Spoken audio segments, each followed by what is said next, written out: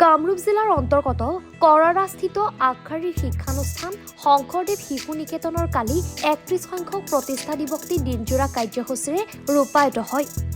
এই উপলক্ষে ৰাতিপুৱা পতাকা উত্তোলনেৰে কাৰ্যসূচী আৰম্ভ কৰি বৰ্ণিল সাংস্কৃতিক শোভাযাত্ৰা, মুকলি সভা আদি বিভিন্ন অনুষ্ঠান ৰূপায়ণ কৰা হয়।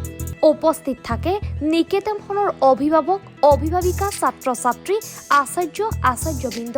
উল্লেখ্য যে নিকেতনখনে বিগত বৰ্ষবোৰত অঞ্চলটোলৈ শিক্ষাৰ ক্ষেত্ৰত যথেষ্ট গৌৰৱ কঢ়িয়াই আনিবলৈ সক্ষম হৈছে। আমাৰ 1995 চনৰ 5 জানুৱাৰীত প্ৰতিষ্ঠা হৈছিল।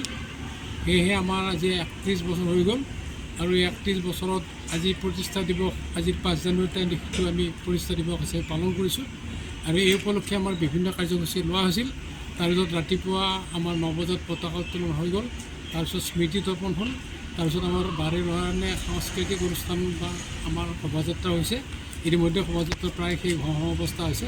ইয়াৰ পিছত আমাৰ মুকলি সভা হ'ব আৰু এই শিশু নিকেতনখন অসমৰ ভিতৰতে এটা নাম থকা বুলি আমি ক'ব পাৰোঁ, কিয়নো ইতিমধ্যে আমাৰ 2007 চনত ইয়াৰ পৰা আৰু 2011 চনত ইয়াৰ পৰা অসমৰ ভিতৰতে 2জন ছাত্ৰই স্থান পাবলৈ সক্ষম হৈছিল।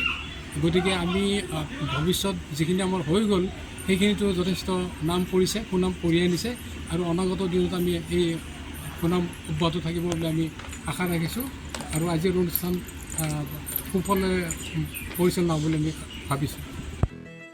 বাইহাটা চাৰিআলিৰ পৰা বিজুমাৰ ৰিপৰ্ট, এনি ভাৰত 24। জুবিন গাৰ্গৰ গীতসমূহৰ ওপৰত আধাৰিত গানে কি আনে নামৰ এটা সুন্দৰ অনুষ্ঠান আপোনালোকৰ ওচৰলৈ আহি আছে অতি শীঘ্ৰে।